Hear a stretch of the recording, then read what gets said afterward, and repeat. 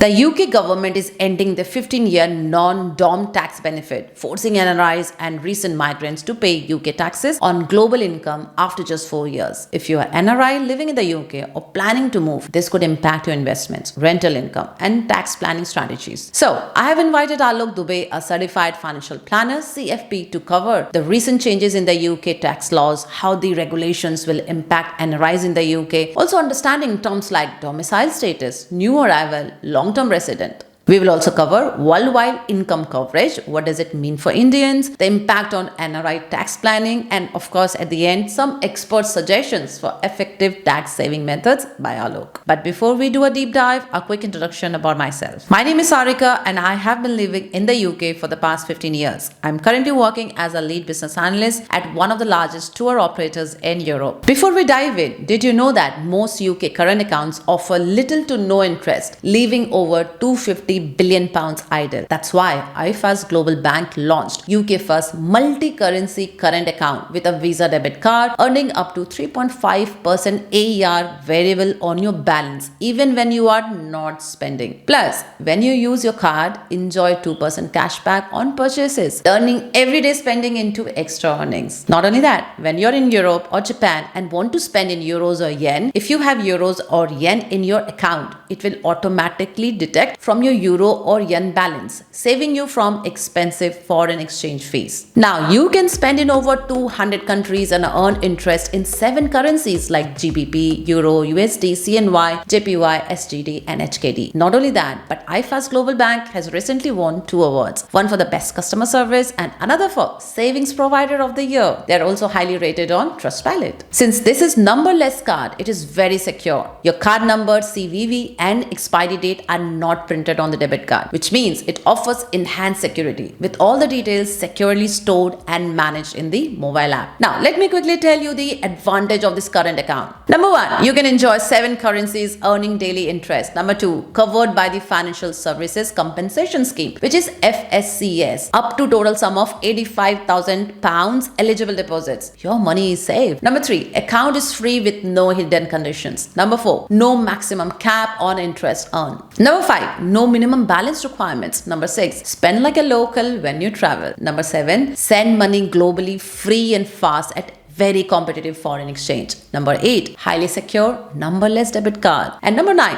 2% cashback on your spending, up to £2,000 spent per month for a limited time until 30th of June 2025. Now, you can spend money globally, fast and free, spend money with cashback, no foreign exchange fees when you travel, and earn interest on your balance, all in one place. So, what are you waiting for? Open the current account online now from the link provided in my description and go beyond boundaries. So, without any further delay, let's start with today's video by introducing Alok to you guys. Hi Alok, welcome to Your Knowledge Buddy. And if you don't mind, can you please introduce yourself to my audience, please? Hi, Sarika. Thanks for having me. I'm Alok Dubey. I'm a certified financial planner and I'm CEO here at PrimeWealth. So we are a holistic financial planning and wealth management firm. We've been handling investments, finances, taxes, everything for NRIs for more than 2 decades now. Okay, thank you very much. I recently watched your video on YouTube, which was related to the UK Mhm. tax changes, and I thought Mhm. nobody can do justice to that topic other than you, and hence I have invited. Yeah, Okay. yeah. Sure, sure. Okay, so Alok, so today's topic is, of course, the UK tax related changes. So I wanted to understand from you what are the recent changes which are announced in the UK and how does it Mhm. impact the NRIs basically? So I think it's sort of a reframing of the entire tax laws. And because we work with a lot of NRIs, we understand where exactly the repercussions of those changes are on NRI lives. So I think to point out the ones which are more important for this conversation are there are some changes in your domicile based rules. There are some changes on, remittance based charges that you have to pay if you are bringing money back to UK and the taxes on that. Then, there are some certain timeline changes. How do you determine somebody is domiciled in UK or outside of UK, somebody's domiciled in India or not? Some people, just to have a certain kind of tax protection and not declare a lot of assets in UK, they would set up an offshore trust and then they would not have to report all those incomes in UK. But now even those things are also changing. So pretty much things are around, finances, and UK has now broadened its entire tax perspective when it comes to how do you charge taxes on the current assets. Earlier, they used to charge only on the assets that you have in UK, but now their entire reach has been slightly broadened. Can we take an example and understand a scenario? Say someone Mhm. who's already in the UK, say for 10 years, Mhm. and they also have assets, say property in back in India where they are earning rental Correct. income. They have some fixed Correct. deposits where they are earning some interest. So they are living in Right. the UK and they're earning Mhm. some money back in India. So do they have to pay Correct. tax back in UK, you're saying? Yeah, so basically, UK was sort of a favorable destination because when you move to UK, you were only supposed to pay taxes on the money that you earn in UK. Mm. So if you see any other country, if you see India for that matter, if somebody comes back to India tomorrow, he will have to pay taxes on all the global income in India immediately once you move back, right? But UK had a special benefit wherein they would invite people come to our country, and then for a certain number of years you are not supposed to pay taxes on your foreign income. So you are only supposed to pay taxes on the UK income that you created.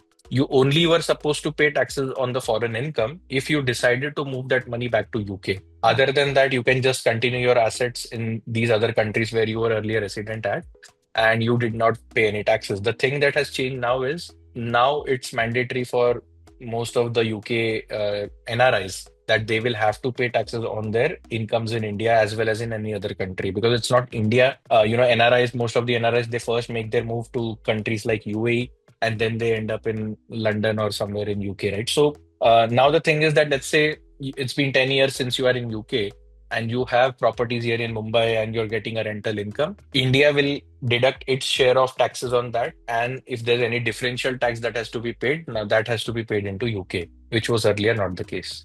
Right.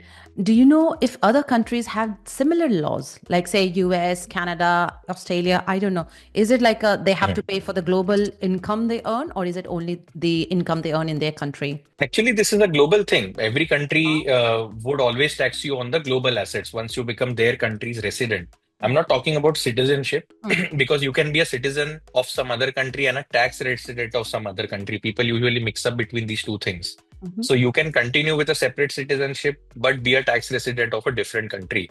So every country, including countries like US and all, they would always tax you on the global income. In fact, US going one step ahead, if you are not living in US but you are a US citizen, you still have to pay taxes on your global income in US, even if you're not living in US. So every other country was stricter, and India was also strict with the global incomes. UK was very favorable in that aspect. Okay. UK, once you made a move to UK for work, or let's say you would go to a college for education and then start working, UK would give you good number of years wherein you don't have to report your global incomes assets and just pay taxes on whatever you're earning in UK. Okay. Yeah. Interesting. All right. So Alok, you picked up few terminologies, for example, domicile. Yeah. So what Mhm. does domicile mean? If you can explain that for my audience, because I don't think everyone is very Mhm. clear. Correct, correct, correct. So, see, it's sort of a technical finance terms, but if I have to ease things for you, um, let's say we divide domicile into three parts, right? Mm-hmm. There's something called as domicile of origin. That means where were you actually born? Mm-hmm. Okay, so that's domicile of origin.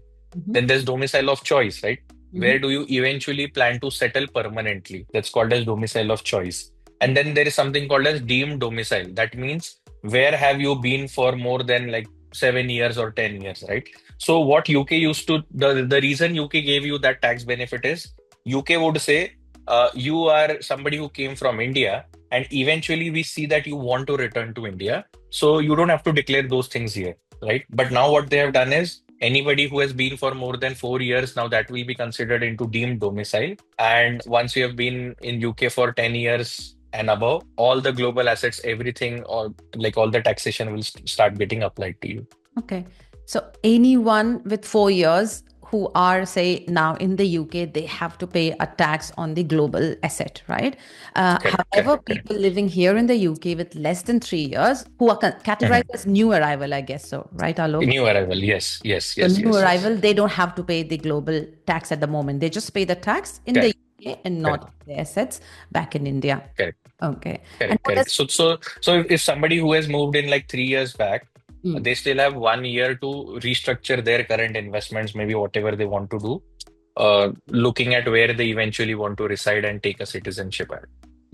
okay. So Then we have two categories. One for people who are here in the UK with less than 4 years. They have a lot of options Mhm. now because they have not reached that threshold of 4 years. But there Right. are people Right. who are here for more than 4 years. So is there anything Right. they can do now in terms of help or any smart tax saving strategies that you have based on what they can do now? Mhm. See, I think strategy will come second. The first thing that they have to do is make sure that they are compliant, right? Okay. So, I have seen people wherein they would not declare whatever incomes or anything they have in the resident country. But HMRC and India has now a very close tie and they are sharing data amongst themselves. So people sort of, think things are the way it was in India, but that's not the case. It's highly digitized and everything is linked to your PAN and Aadhaar and everything. So Mhm. now this data is easily getting transferred cross border. So there's nothing that you can actually hide. So if you have a lot of real estates, many people do their fixed deposits, NRE deposits, and all those kind of things. Whatever income is getting arise on these assets, you have to start declaring that. Also, I think there's one misconception about DTAA, right? DTAA is dual taxation avoidance agreement. So basically, people feel that because India and UK have a DTAA in place, if they have paid taxes in India, they don't have to pay taxes in UK. So that's also a misconception on your compliance side. So let's say India taxes you 12% on a property gain, right? So let's say you bought a property, you sold it for a higher price, there Mhm. was some gain. So India has a flat rate of 12.5%. Mhm. But at the same time, if you declare that gains here in UK, then the differential tax has to be paid here. So let's say UK taxes you at 28%, Yeah. for example. If you have paid 12% in India, the differential 16% you are supposed to pay in UK. And the 12 that you have paid in India, you will get a foreign tax credit for that. So people don't get into these things and you don't have chartered accountants and people who are very well acquainted with cross-border understanding. So they simply say, okay, go and not declare. But then I'm getting cases right now from UK wherein there was some income that arose in India in 2018. And today, HMRC is sending them a notice. Okay, why did you not declare this year? So I think the first thing that people need to sort out is the compliance side of things. And then you have the tax planning side, right? Wherein you restructure your investments in such a way that there's no active income getting generated every year. So, for example, let's compare FDs and bonds, right? So, let's say an FD gives you 7% and a bond gives you 7% return. But if the bond stays reinvested, it does not arise any capital gain. So, till the time you don't remove your investment, there is no income that gets arised. So, Mhm. you don't have to declare those gains. You Mhm. only have to declare gains when you make like sell something. But in case of fixed deposits, the interest accrues every year. So the income, even if you're not withdrawing from your fixed deposit, it will get regenerated every year. So you will have to declare that FD income every year in UK, as opposed to having something in capital gains nature. So I'm seeing people they're like it's part of our advice also, wherein we are moving their money from fixed deposit to these bond funds, wherein only when you remove the money the gains get arise. Maybe people might want to hold the money for next 5 years and then return back to India and then remove, because then you're not subject to UK taxation, right? So and many things like that, right? People are they had a lot of real estate, but then they were like continuing with it even though the returns were lesser. But now because they will have to pay extra taxes while declaring the rental income in UK, they are now liquidating those real assets and moving into better assets. So that's typically the trend that I'm noticing now. Oh dear. Alok, you mentioned something like someone, you said the example which you took of 2018 and HMRC is sending them Mhm. a notice now. But this Yeah. rule applies only from now because it's a new rule which is implemented from 9th of April. So why is it Correct. HMRC sending something back of 2018? Mhm. So the case that I'm talking you about, they have been in UK for more than 20 years. So Mm-hmm. their domicile status is actually a long resident. Mm-hmm. So if somebody is already a long resident, you are ideally supposed to declare everything. That non-dom status, the thing which the terminology which is famous around non-domiciliary, right? So non-dom status comes from that, right? So these benefits were given only to non-doms, but there were many domiciliary people who were not declaring these things, and they have also started. So the example that I gave you is for the reason is that data is being shared between two countries. So rather than having a misconception or talking to a few friends, you should actually, if there's too much at stake, then you should actually consider taking a professional advice. Exactly. So, Alok, if people have to reach out to you, how can they reach out to you for professional service? We have our website primewealth.co.in. They can book an introductory call with us. And also, if people just want to follow us, they always have access to my YouTube channel. They can learn more about this. And that is how we also came in contact with each other, right? So I've made a detailed video about this, and I'm also planning a follow-up video. So maybe there are so many questions coming us to now. So maybe I would want to clarify them more. Yeah. For my audience, can you tell what is your YouTube channel name? My YouTube channel's name is NRI Money with Alok. Okay.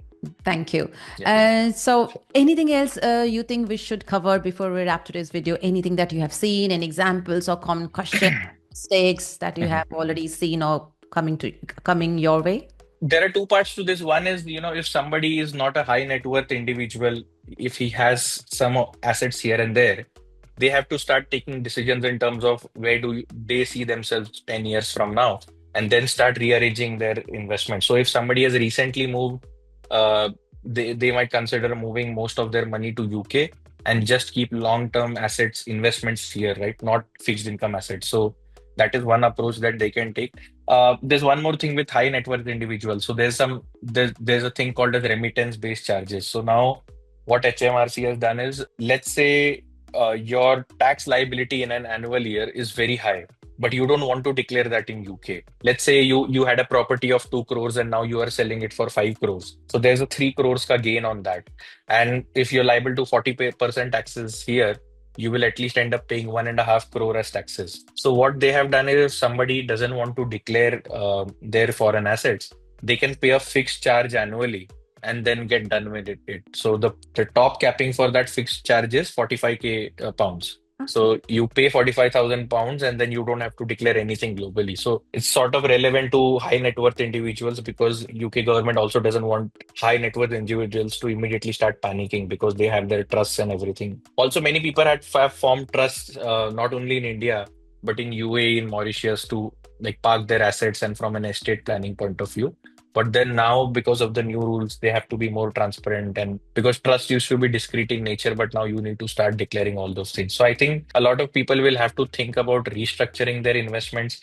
Maybe if you just want to keep investments as it is in India and not touch it for 20 years, why not transfer those investments to your parents' name who are eventually going to be here, right?